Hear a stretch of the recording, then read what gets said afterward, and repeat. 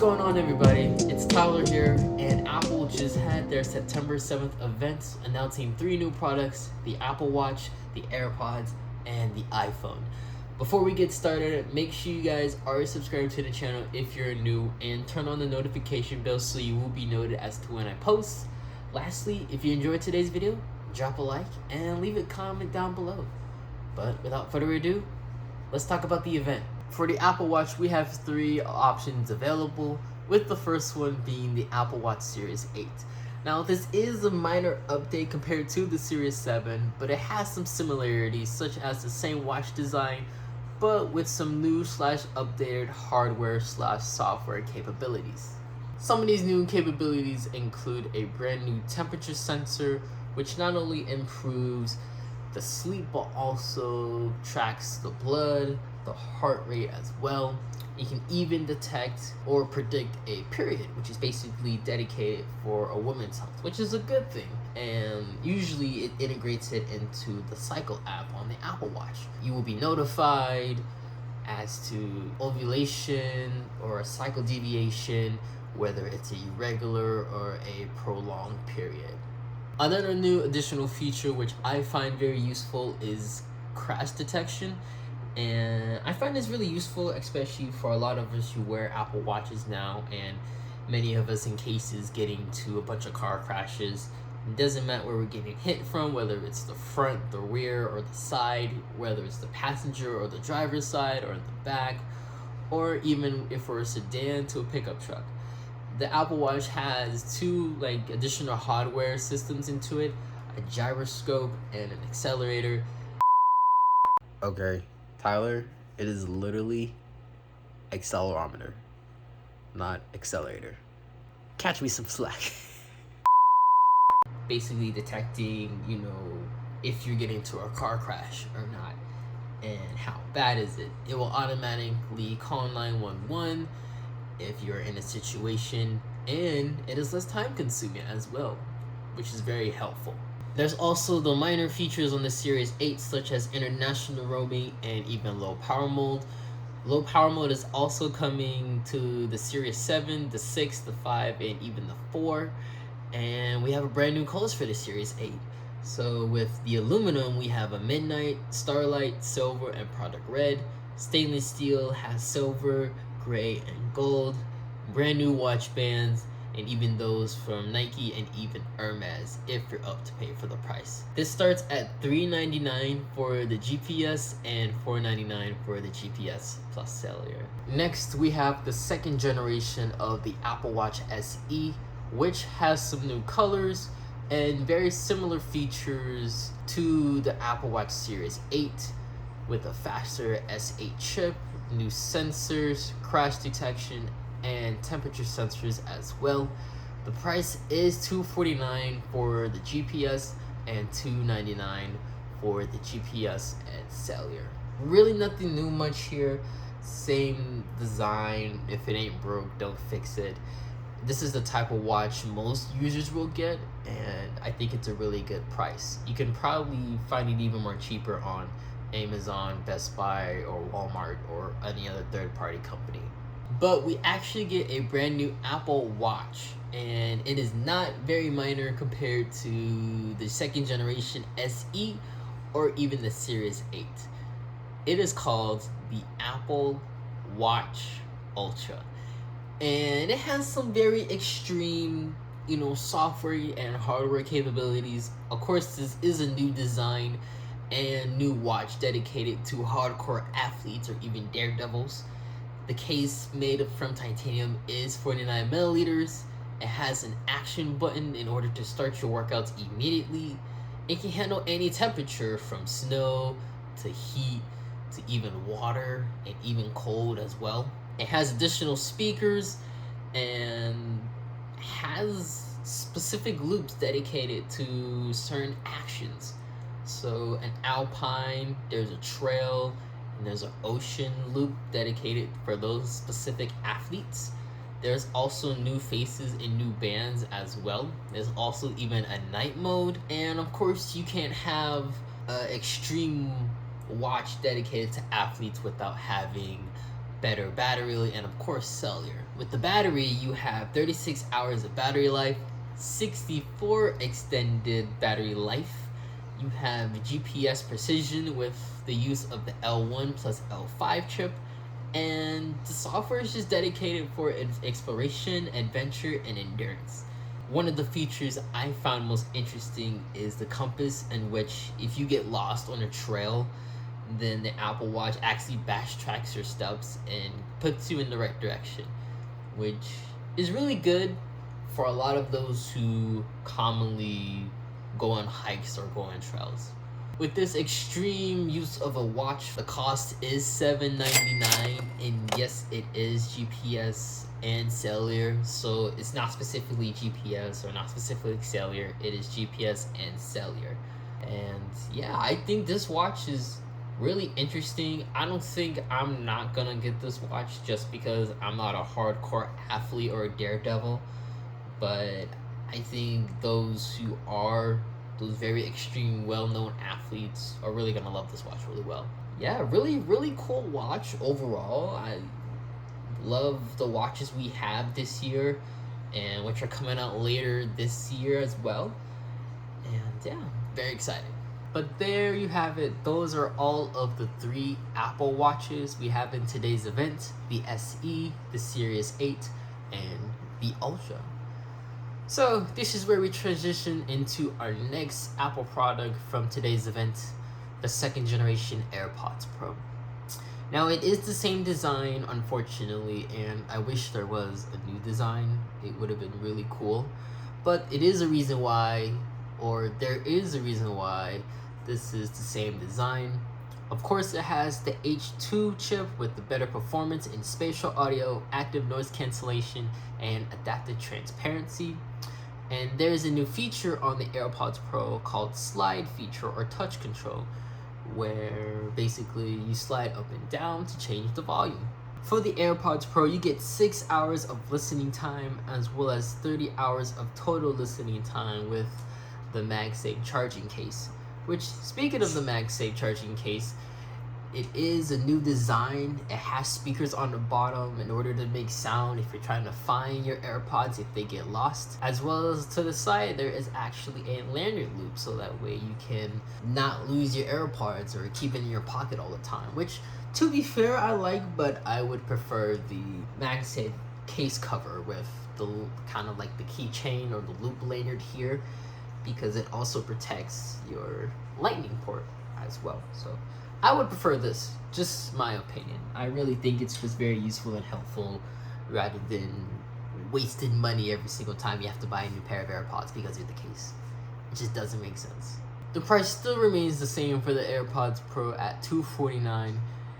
And yeah, this concludes the 2nd generation AirPods Pro. Of course, if you don't want to spend too much money and still want the AirPods Pro, then the 1st generation could be on your third-party retail websites such as Amazon, Best Buy, or even Walmart. Or if you really want to pay the full price and have those additional features, then these are the AirPods for you. But lastly, we have the most important product of the event today, which is the iPhones. So we have 4 options here: the iPhone 14, the 14 Plus, the 14 Pro, and the 14 Pro Max. Let's start with the iPhone 14 because it is very similar to the iPhone 13 in regards to its design, as well as having the A15 Bionic chip. But it is good that they are using the A15 because it is very useful in some of the similar features. But first, the 14 is 6.1 and the 14 Plus is a 6.7 inch display. Some of the colors include Midnight, Starlight, Blue, Purple, and Product Red. Of course, having 5G. And the very interesting part, it has no SIM card tray, and this will be specifically to the United States only. So if you're in another country, whether in Japan or even Australia, you will get a SIM card tray still. But for the US, you won't able to get a SIM card tray. And everything will be electronically transferred from your old phone to a new phone. Another feature in here is crash detection, which is very similar to the Apple Watch Series 8 as well as the SE. And a very new interesting feature in which I find very useful, where there is no cellular service or even Wi-Fi, emergency SOS via satellite. Now, this is a new feature to the iPhone, and it is free for the first 2 years if you're in the US or Canada, if you're planning to buy the 14 lineup. And to kind of explain it more, you're basically pointing your iPhone directly at the sky with a clear view, and you can also send messages with no cellular connection, which is shows how advanced technology has proven, or how technology has advanced. And in the UI, it shows exactly where you point your phone to hit a satellite. So you know, if you point it, it'll show you which direction you need to point it, whether it's north, south, east, or west. And if you point it in the direction of the satellite, it will contact, a relay center or an emergency service where they can come and pick you up in a situation if you're in an emergency or you're very lost. Hopefully this explains, emergency SOS via satellite. I think it's really cool Apple is actually using satellites, and I think it goes for the same as the carriers. I think T-Mobile just collaborated with SpaceX in regards to cellular service and everything. So I think satellites is a very important part in kind of helping getting internet connection no matter where you are. For the cameras in the regular 14 lineup, it does contain a 12 megapixel main camera, ultra wide for the use of bright colors and better results in photos. It is also good in night mode as well with the use of the A15 Bionic chip. And the front facing camera has a 12 megapixel with autofocus on it. For video, there is a feature called action mode, which is really useful for better stabilization and helps your videos become very smooth rather than very shaky. So you can probably use this out on the hiking trail or even running, and the videos will just be as smooth as butter. Really, really useful and very important too. It is pretty unfair. This is not an update on some of the new phones. I think it would have been really useful for for me filming a lot of videos and vlogs for the most part. But hey, it's on the iPhone, so I'm not complaining. The prices for the iPhone 14 is $799, and for the iPhone 14 Plus, it is $899.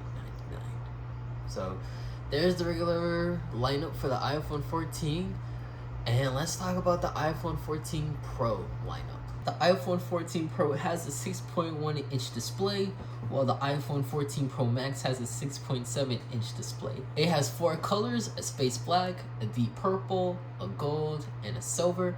And the front has a pill-shaped design, in which it is integrated into new ways of getting notifications known as Dynamic Island. I find it very weird and interesting to see Dynamic Island on the 14 lineup, or more specifically the 14 Pro lineup, especially with calls or connecting your AirPods or going to destinations or even charging your phone or etc. And this Dynamic Island also displays background apps or third-party apps such as music, NBA, or any other third-party app. Some of the features of the 14 Pro lineup include a brighter display and a new feature coming to the 14 Pro lineup as well, an always-on display, which I really like. It's really cool. You don't have to tap on your phone, and the always-on display contains 1 Hz compared to 10 Hz on the 13 Pro lineup. And this time, this will have the A16 Bionic chip with the 6-core CPU, a 5-core GPU, and a display engine which actually activates the always-on display. Now, because this is a Pro phone, we actually get a really great Pro cameras as well. For the main camera, we finally, it's about time, a 48 megapixel sensor, which is great because it is finally caught up to the competition of those with Samsung and other well-known companies. 48 megapixel, it is 65% a larger sensor than the 13 Pro, which I think is like a 14 or 12 megapixel camera. I'm not 100% sure, but I have to recheck. It is a 24mm focus length, which means your photos are great even when it's landscape, portrait, or other specific photos you need to take pictures with. It has better texture, contrast, and lighting as well. We also get a 12-megapixel ultra-wide camera as well as a 12-megapixel telephoto for those sharper and low-light photos. In the camera settings, there is a new feature where we have added a new zoom option, which is a 2x telephoto. So originally there is obviously the 0.5x, the 1x, and the 3x, but this time we actually get a 2x, which means more better options for taking better photos. For video, we do get ProRes, and finally we can do 4K in cinematic mode with Dolby Vision. Lastly is all-day battery life with video playback up to 23 hours, stream is 20 hours, audio playback is 75, and with fast charging, it is capable of doing 50% charge in around 30 minutes with a 20-watt adapter or even more. The price for these brand new phones is the 14 Pro is $999 and the 14 Pro Max is $1099. So basically the same prices as the 13 Pro lineup. But there you guys have it. I hope you guys enjoyed this video. There's the Apple event summarized with the iPhone, the AirPods, and the Apple Watch. Unfortunately, we didn't get all the other products we were expecting, the iPad and basically the MacBooks, especially the Mac Pro. I think that will be the last thing Apple's probably going to announce since they're almost done with the Apple Silicon transition from Intel. And yeah, I'm here for it. I'm very excited for it. Yeah, let me know what you guys think down in the comment section below. Thank you guys so much for watching. Peace, love, and happiness as always. And I will hopefully see you guys real soon in the next video. Till then, peace out.